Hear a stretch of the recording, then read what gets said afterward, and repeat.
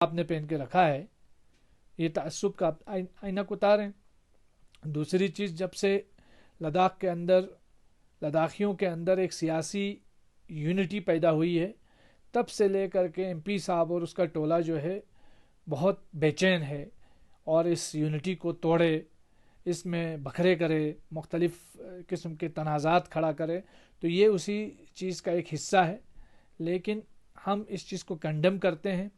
हम ये कहना चाहते हैं कि एमपी साहब को इस तरह की सियासत नहीं करनी चाहिए जिससे लद्दाख में लोगों के दरमियान बदगुमानियाँ पैदा हों, नफ़रतें जन्म लें।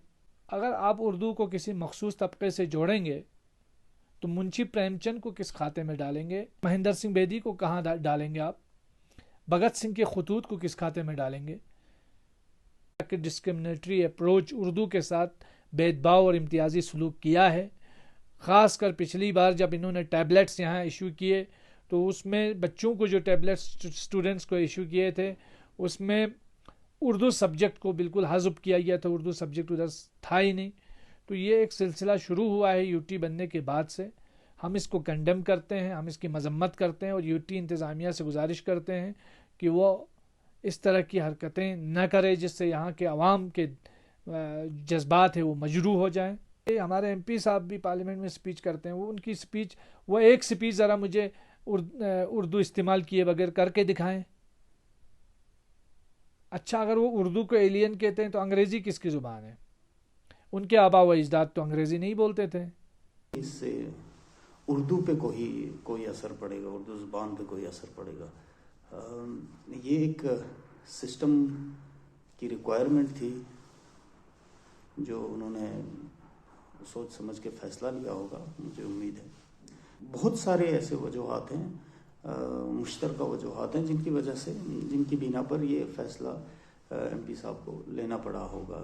जैसे शोबा रेवेन्यू के दस्तावेज़ों में अगर कोई ख़ामी हो या कोई गलती हो तो उसकी निशानदेही करना बहुत मुश्किल हो जाता था। किसी आम आदमी के लिए वो निशानदेही करना बहुत दुश्वार हो जाता था, क्योंकि कोई समझ नहीं पाता था।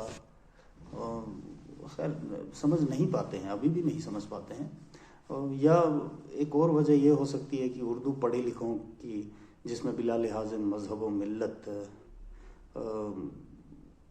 शामिल हैं, उनकी किसी शोबे में मोनोपोली को कम करने की सूरत भी हो सकती है। या एक वजह यह भी हो सकती है कि रेवेन्यू रिकॉर्ड्स को मानूस और आसान बनाना, ताकि हर बाशिंदा ये समझ पाए या ये जान पाए कि हकीकत क्या है। या एक सूरत ये भी हो सकती है कि नौजवानों के लिए रोज़गार के मौके फराहम कराना हो बिना किसी बायसनेस के, लैंग्वेज बैरियर के। पर्टिकुलरली उर्दू रखना, ये एक जो लोग उर्दू नहीं जानते हैं, उर्दू के साथ फेमिलियरिटी नहीं है, यानी कि पूरे लद्दाख के साथ एक डिस्क्रिमिनेटिव पॉलिसी ऑलरेडी रखा था। क्योंकि उर्दू जो है लद्दाख की किसी भी बशिंदे की, किसी भी कम्युनिटी के, किसी भी ट्राइब के अपने जो मातृभाषा नहीं है।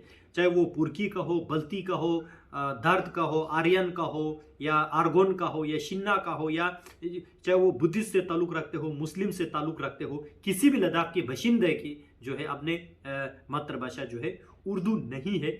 इसलिए ये पहला कदम है लद्दाख के रेवेन्यू डिपार्टमेंट जो है एक कॉमन लैंग्वेज में चले, ताकि सबके लिए एक फ्रेंडली हो, एक्सेसिबिलिटी हो। तो इस पहल को पहला कदम रखने के लिए मैं भारत के प्रधानमंत्री नरेंद्र मोदी जी, गृह मंत्री अमित शाह जी, लद्दाख के लेफ्टिनेंट गवर्नर आराकी माथुर साहब को मैं बहुत बहुत धन्यवाद देना चाहता हूं, बहुत बहुत शुक्रिया अदा करना चाहता हूं। क्योंकि ये एक रिफॉर्मेटिव स्टेप्स जो है जिससे लद्दाख के पूरे आवाम जो है आज बहुत खुश है।